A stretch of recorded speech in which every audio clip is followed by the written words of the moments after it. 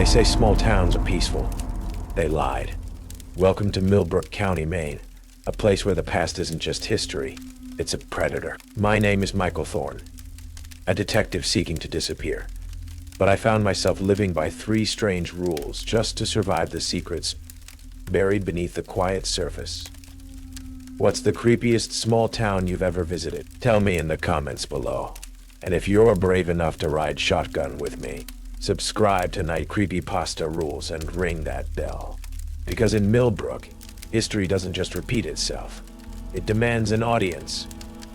The patrol begins now. The first lie Millbrook County told me was one of peace. It whispered it in the sigh of the wind, through the ancient pines that lined the scarred asphalt of Route 9, in the faded pastels of the clapboard houses, in the way the late afternoon sun bled honey gold across fields, already surrendering to the sea. Coming autumn, after the concrete canyons and the constant screaming thrum of Atlanta, Millbrook, Maine, felt like a different planet, a place where shadows held secrets instead of muggers, and the loudest sound was the cawing of crows. It was exactly what I thought I needed, a place to bury the man I'd been, alongside the ghosts I couldn't outrun. My name is Michael Thorne, badge number 489, formerly of the Atlanta PD, Major Crimes. Now, just Deputy Thorne, Millbrook County Sheriff's Department. The demotion was a quiet consequence, a paper-shuffling footnote to the real devastation. A little girl named Lily Carter, whose abduction case had shattered on the rocks of my misjudgment, her small, still face a permanent resident in the dark corners of my mind. That failure had cost me my marriage, my reputation, and any faith I had once had in the clear, clean lines of justice. Millbrook was supposed to be my penance, my quiet purgatory. Sheriff Dwayne Morrow met me at the station, a 2-story brick building that looked more like a historical society than a den of law enforcement. He was a man carved from New England granite and folksy charm. Handshake firm, eyes a clear, honest blue. Or so they seemed. He spoke of community, of looking out for one another, of the slower pace of life here. Here, we don't get much of your big city trouble up here, Thorne, he'd said, a comforting smile creasing the corners of his eyes. Mostly just keeping the peace, making sure folks feel safe. His words were a balm. Yet something in their practiced ease, in the way his gaze didn't quite linger, pricked at an old instinct. The station was quiet, smelling of floor wax and old paper. My assigned desk was tucked in a corner, already bearing a thin film of dust. As I was stowing the meager contents of my single cardboard box, a spare holster, a framed photo of a smiling woman and child I no longer truly knew, a dog-eared copy of a stoic philosopher, an older deputy ambled over. His name tag read Nathaniel Judge. His uniform was immaculate but hung loosely on his stooped frame, and his eyes, magnified by thick-lensed glasses, held a weary, knowing sadness. His voice was a dry rustle, like autumn leaves skittering across a forgotten grave. Welcome to the end of the line. He didn't offer it as a joke. He leaned in conspiratorially, the scent of pipe tobacco and something else, something vaguely medicinal, like old liniment, clinging to him. He slipped a small, folded piece of paper into my hand. It was worn, the creases softened with age, the paper itself yellowed and brittle. Sheriff Morrow. He runs a fine department. Official-like, but there's things unwritten. For your own good, son. Best you know. I unfolded the paper. The handwriting was a neat, slightly shaky cursive. The ink faded to a ghostly brown. 3 rules. My brow furrowed. This felt less like department policy, and more like some hazing ritual for the new guy from the city. 1. Never respond to domestic calls on Elm Street after midnight. The families there died in 1987. A chill, unrelated to the draft from the old window, snaked down my spine. A specific street, a specific year. Died. This wasn't procedure. This was something else. 2. Never enter the old courthouse basement to retrieve evidence. The cases down there were never solved for a good reason. The old courthouse stood across the town square. A Gothic, granite edifice casting a long, pointed shadow even in the afternoon sun. Its basement, unsolved cases, a prickle of unease. The kind I hadn't felt since walking through Lily Carter's empty, silent bedroom, stirred in my gut. 3 to I. When you find a crime scene that matches one from 50 years ago exactly, evacuate the area immediately. History is repeating itself, and you're about to become part of it. I stared at the last rule, the words seeming to shimmer on the page. History repeating itself.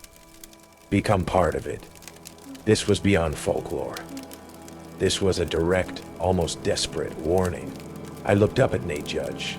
His face was grave, his eyes holding a depth of sorrow that made my skin crawl. Just keep them in mind, Thorne, he murmured, patting my shoulder with a hand that felt frail and cold. Millbrook's got long memories, and some of them got teeth. He then straightened up, his folksy demeanor returning as if a switch had been flipped, and ambled back to his own desk, leaving me alone with the 3 rules and a sudden, suffocating sense that the peace Millbrook promised was a carefully constructed lie.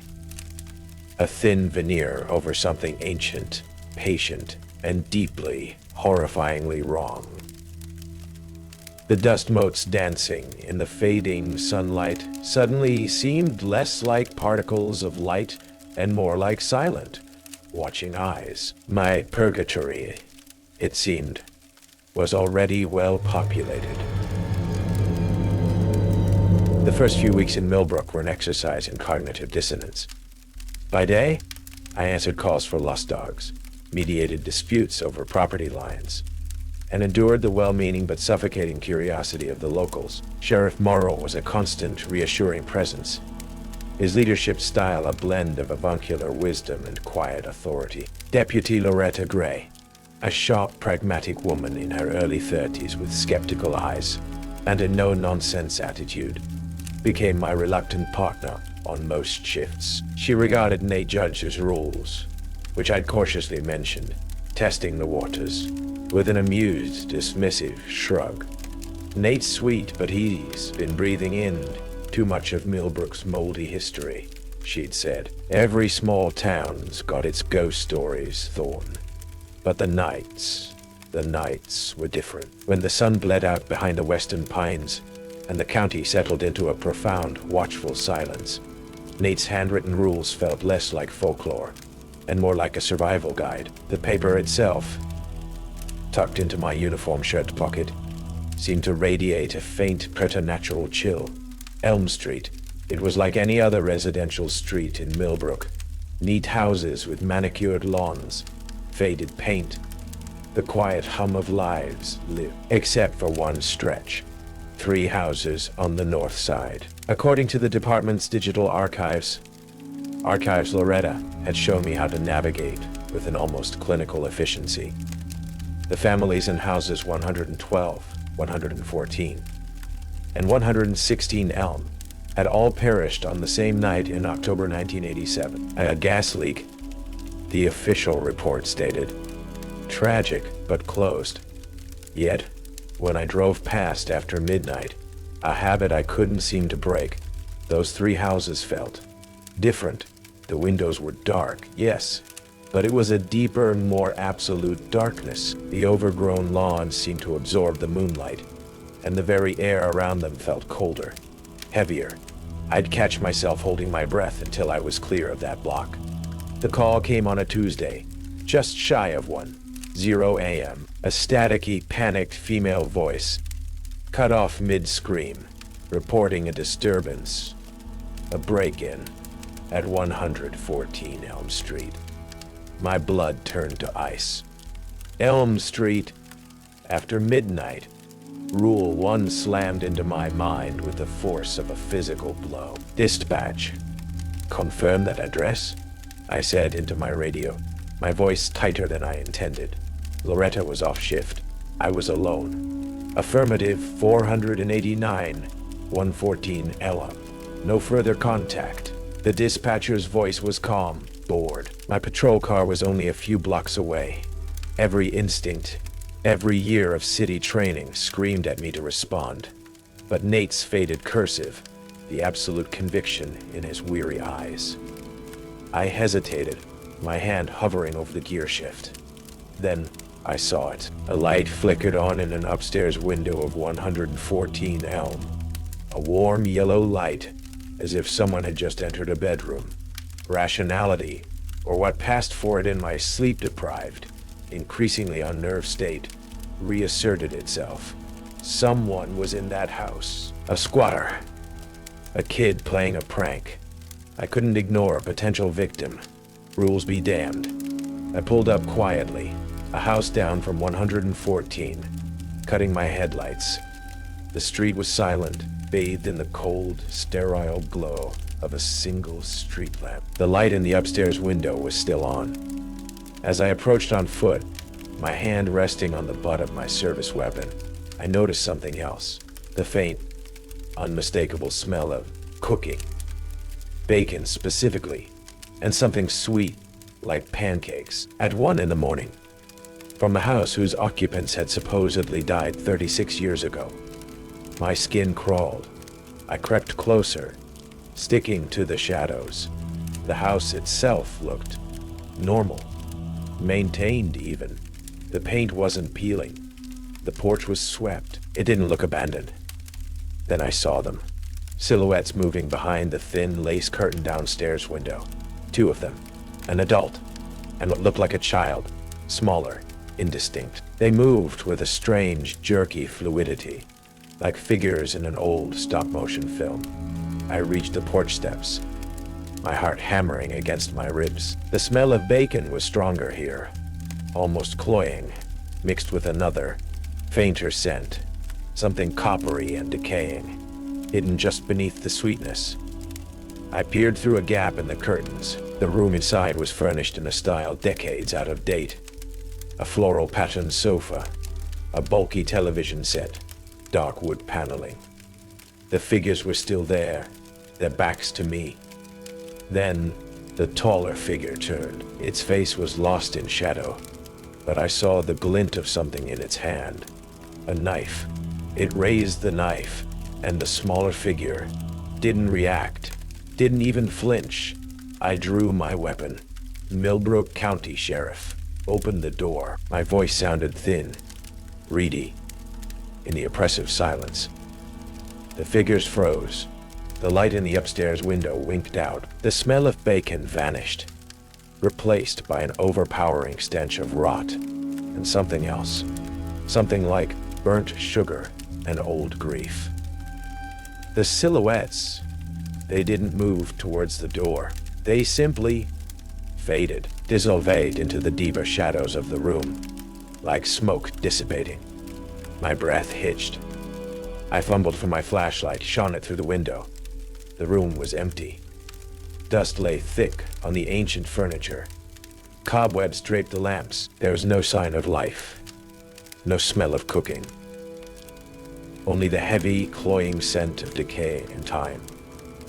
And on the dusty floor, where the figures had stood, were 2 faint, scorched outlines, like those left after a fire. One adult-sized, one chillingly small. The exact positions of victims numbered 2 and 3 in the 1987 Elm Street familicide, according to the case file I'd morbidly pored over just days before. My blood ran cold. This wasn't a prank. This wasn't squatters. This was Rule 1. Made terrifyingly, impossibly real. The Elm Street incident left a raw, festering wound in my carefully reconstructed sense of reality. I filed a deliberately vague report, checked on reported disturbance, property secure, apparent prank call. I couldn't bring myself to document what I'd seen, what I'd smelled. Who would believe me? Loretta would think I was cracking. Morrow? I wasn't sure what Morrow would think, and that in itself was unsettling. Nate Judge just nodded sadly, when I obliquely mentioned being near Elm Street. Some doors are best left unopened, Thorne. Some echoes.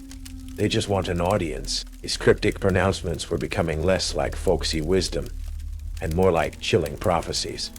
My focus inevitably shifted to the second rule. Never enter the old courthouse basement to retrieve evidence. The cases down there were never solved for a good reason.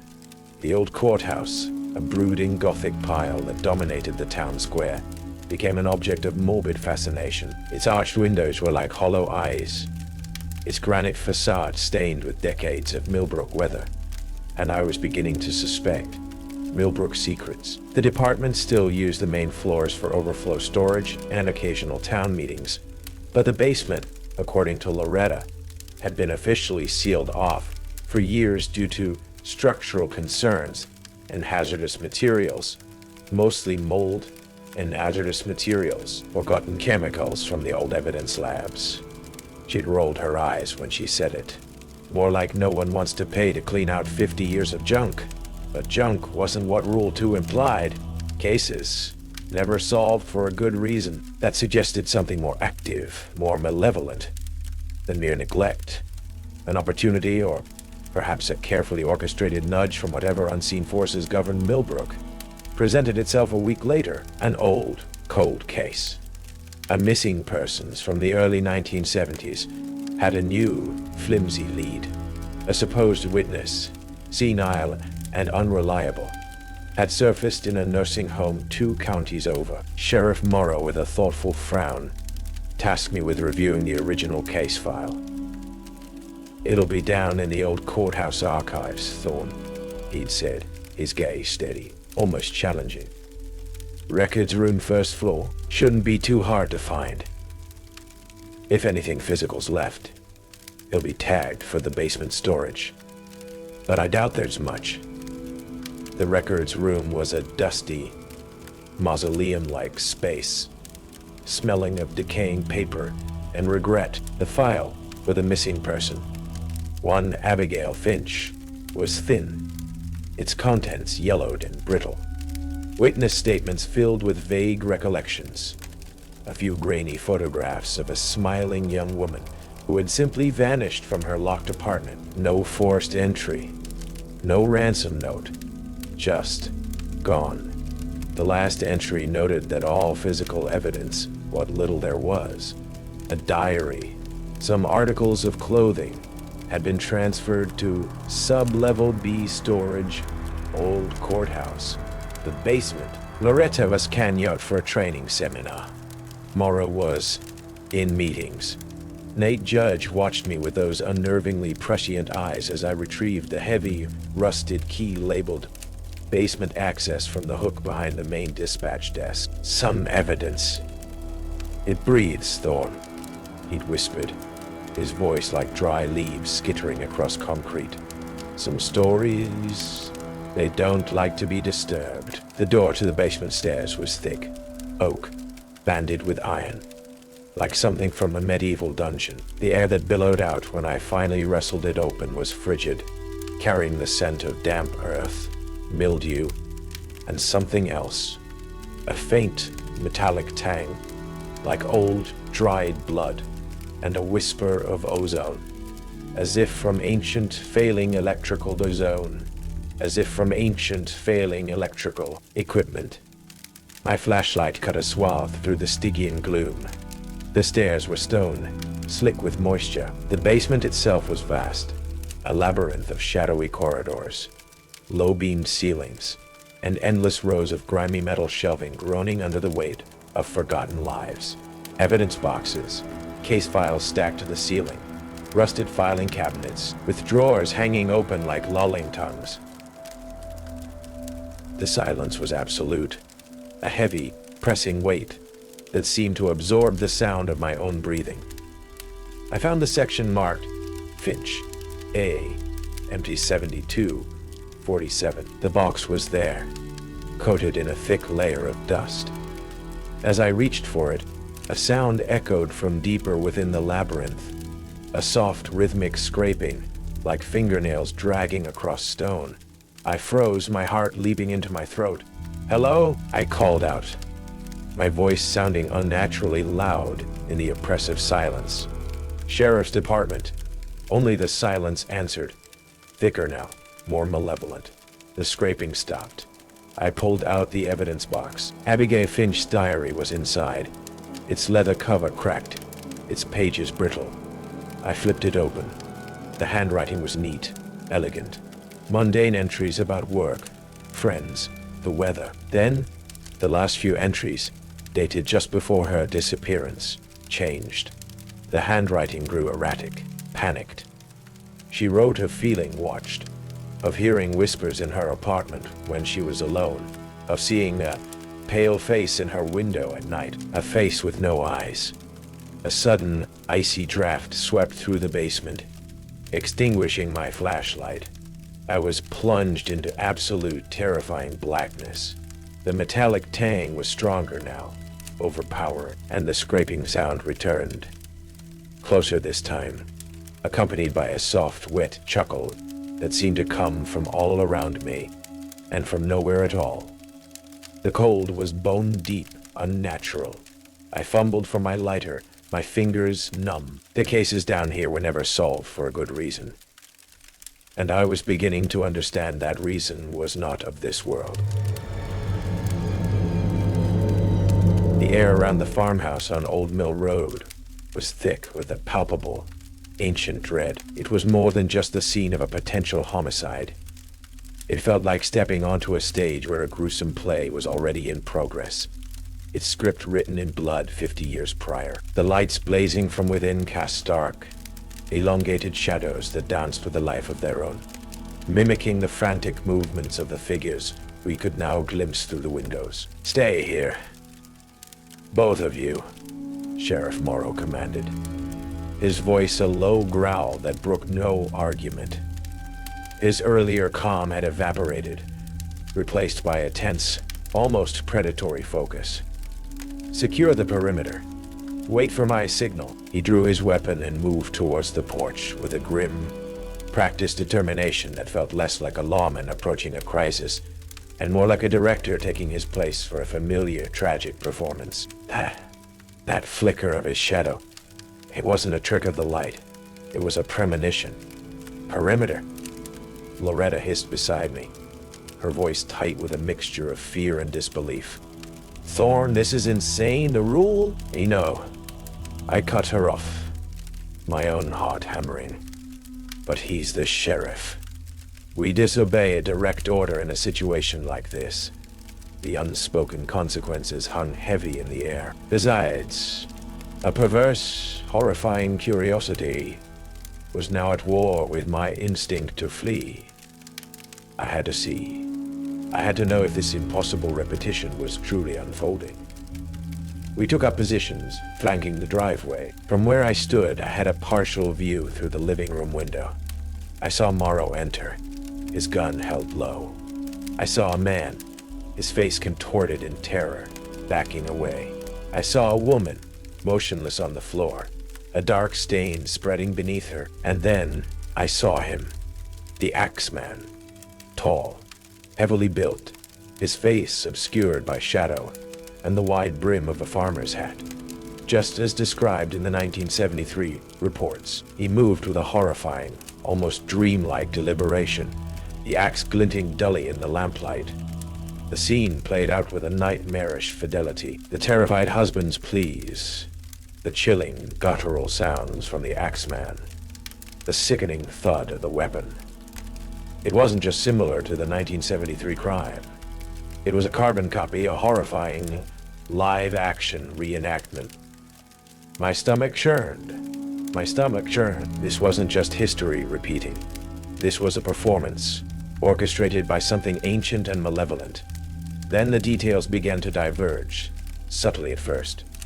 Morrow wasn't just an observer. He moved with a chilling prescience, anticipating the Axeman's swings, subtly herding the terrified husband. It wasn't an intervention. It was choreography. He was guiding the scene, ensuring it followed a specific, horrifying script. Loretta, from her vantage point, let out a stifled gasp. I risked a glance at her. Her face was chalk white, her eyes wide with a dawning, terrible understanding. The Axeman raised his weapon for the final fatal blow, and in that instant, Morrow moved. Not to save the husband, but to position himself. As the axe fell, Morrow fired. Not at the Axeman, but at the already doomed husband.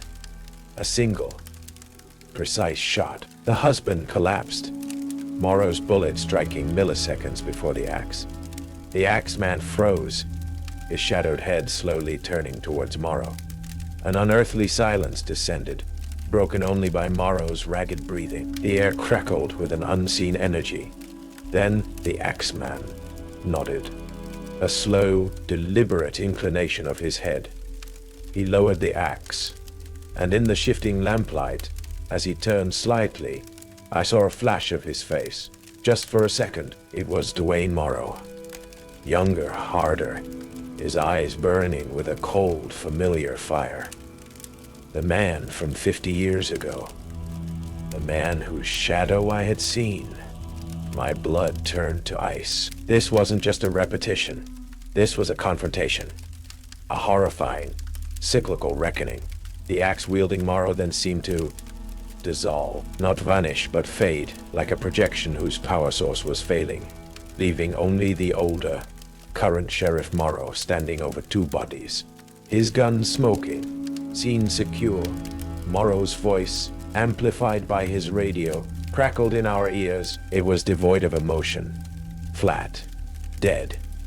Thorne, Gray, commence secondary sweep. Call it in. Loretta was shaking, her hand clamped over her mouth. I felt a cold, clammy sweat break out all over my body. We had just witnessed. What? A ghostly reenactment? A possession? Or something far more complex, far more terrifyingly orchestrated? He was ensuring the script was followed, even if it meant pulling the trigger himself. The third rule wasn't just a warning. It was Morrow's desperate attempt to keep others from seeing what we had just seen, from understanding his horrifying role in Millbrook's perennial nightmare. As we cautiously approached the farmhouse, the smell of fresh blood mingling with an older, fainter scent of decay, and that same sickly sweet aroma I'd noticed on Elm Street. I knew our lives in Millbrook had irrevocably changed. We were no longer just deputies. We were unwilling audience members, perhaps even future cast members, in a play that had been running for centuries, and the director was wearing a sheriff's badge. The official report on the Old Mill Road incident was a masterpiece of obfuscation, penned by Sheriff Morrow himself. A tragic domestic dispute escalating to murder-suicide. The Axeman, according to Morrow, had been the husband, succumbing to a psychotic break after killing his wife, then turning the weapon on himself, just as Morrow intervened. My shot, Morrow claimed, had been a desperate reflexive attempt to stop the unstoppable. Clean, tidy, utterly false. Loretta and I were questioned separately.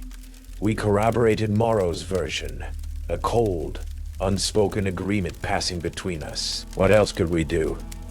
Accuse the sheriff of orchestrating a supernatural event, of shooting an already dying man to fulfill some ghastly 50-year-old script?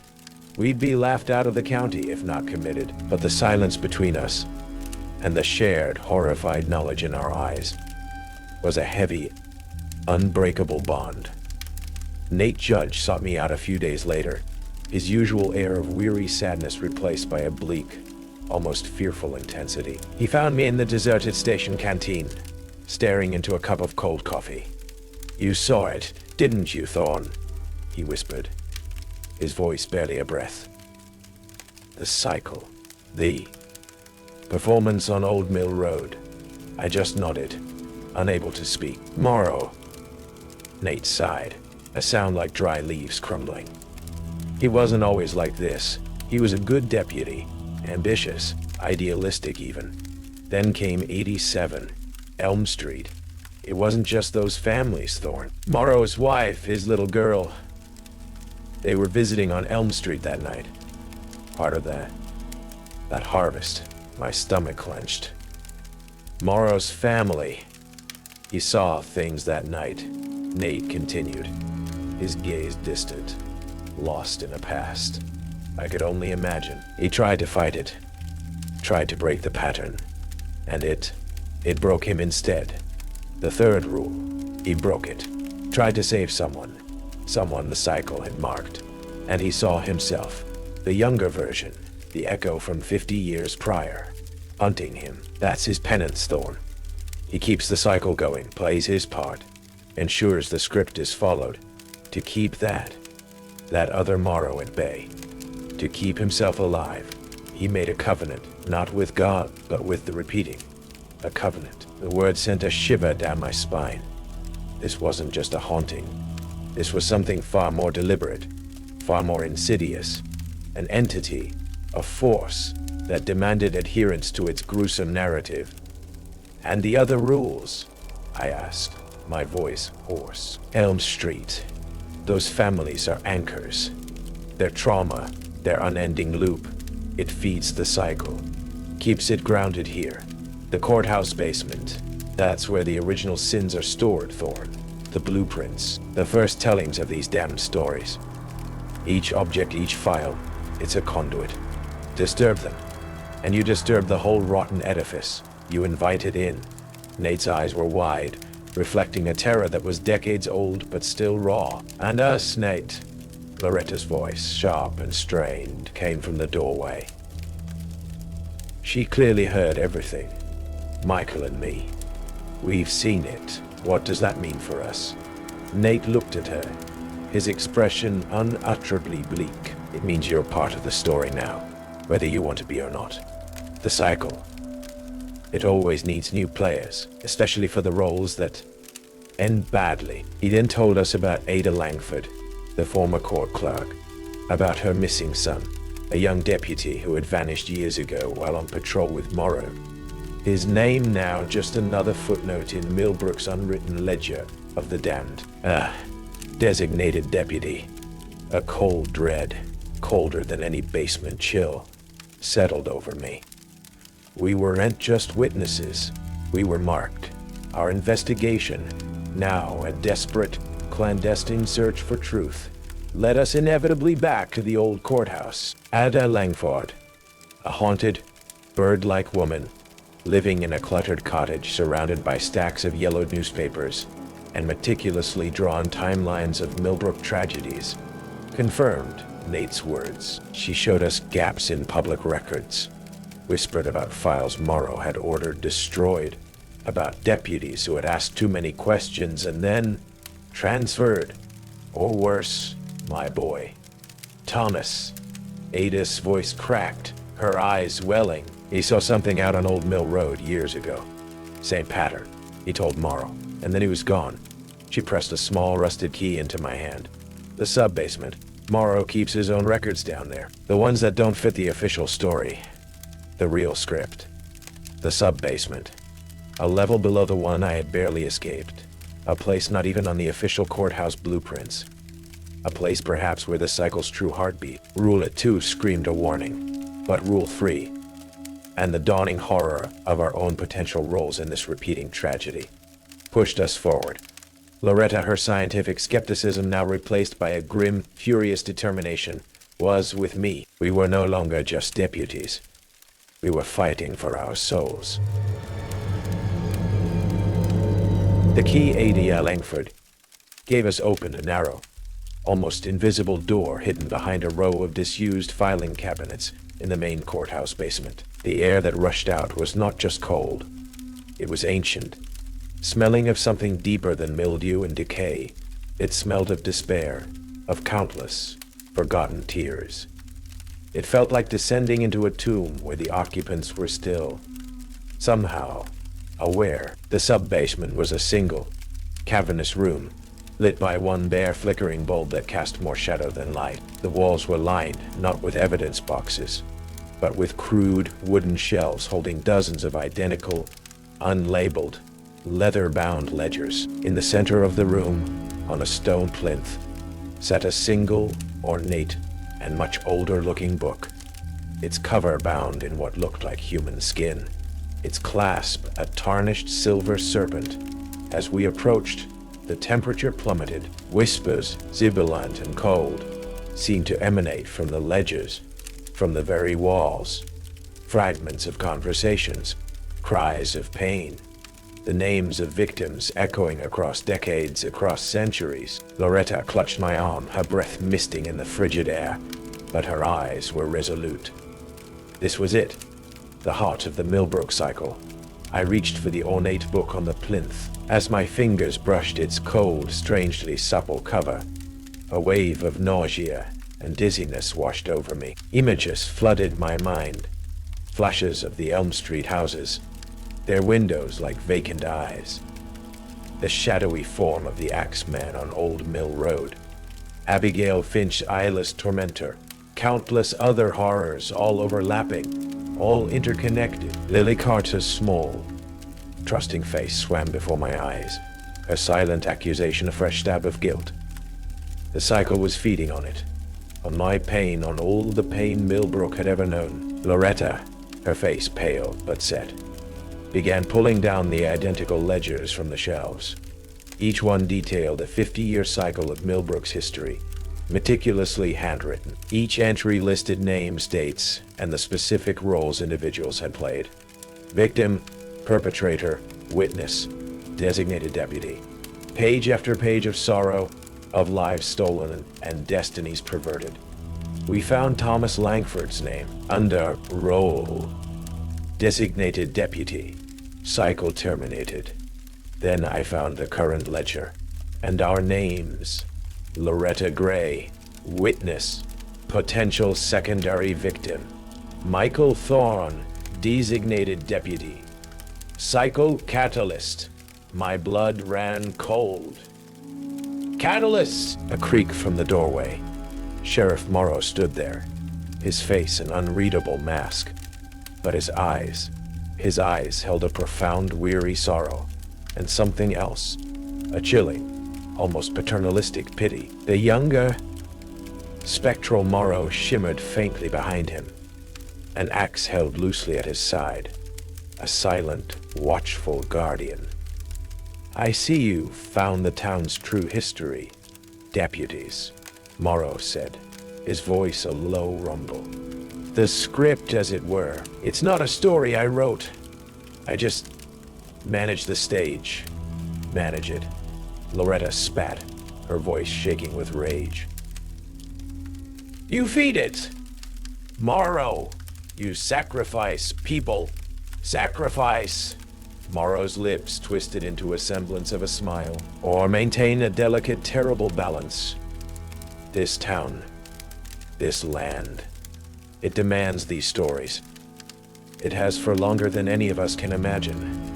If the roles aren't filled, if the script isn't followed, the chaos spreads.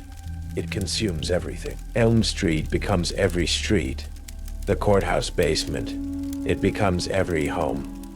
I saw it. I lived it. My family. His voice broke, the spectral Morrow behind him flickering violently. This is the only way. The rules. They are mercy. There's no mercy in this, Morrow. I yelled, my hand an inch from my weapon. This ends. Now. Morrow shook his head slowly. It never ends, Thorne. It just recasts. And you, deputy, you have a starring role in this iteration. The catalyst, the one whose pain, whose past can truly ignite this cycle's finale. He took a step forward. The younger Morrow mirroring his movement, the axe now held with a terrifying purpose. Don't fight it. It's easier if you don't. The whispers in the room intensified, swirling around us. The names of the lost, the damned, the sacrificed. The single light bulb overhead flickered and died, plunging us into near total darkness, save for the faint, unholy luminescence that seemed to emanate from the spectral Morrow and the ornate, skin-bound book. I don't remember drawing my weapon. I don't remember Loretta screaming my name. I only remember the cold, the suffocating weight of history, and the absolute terrifying certainty that the Millbrook cycle had found its new leads. The official story, when it finally emerged after days of confused reports and sealed-off areas, would be muddled. A gas explosion in the old courthouse sub-basement. 2 deputies and the sheriff tragically lost.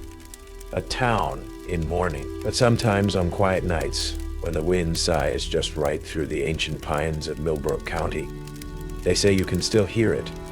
The faint sound of a page turning in an old leather-bound book. The whisper of names being added to an unwritten ledger. I don't know. And Sosty, and speech. And if you listen very, very closely, on the anniversary of certain unsolved crimes, you might just see a new deputy, his face eerily familiar, walking his lonely patrol, forever bound to a story that never truly ends, just patiently awaits its next horrifying performance. Millbrook County. Its roots run deep, and its secrets are written in blood. Michael Thorne learned that some cycles can't be broken, only continued. The rules were just a script, and the performance is perennial. The Millbrook Dirge may be over, but the chorus finds new voices. Seriously, if you didn't stay until the very end, you missed the terrifying final act, the twist that reveals the true, ongoing cost of living in Millbrook. The last few moments will leave you questioning who is truly in charge. What do you think the repeating is? What is the true nature of Sheriff Morrow's role? Share your theories in the comments below. And if you made it through the night in Millbrook County, if the past hasn't claimed you, then you're already a part of our story. Subscribe to Night Creepypasta Rules, because some towns, they never let you leave. And the next performance is waiting.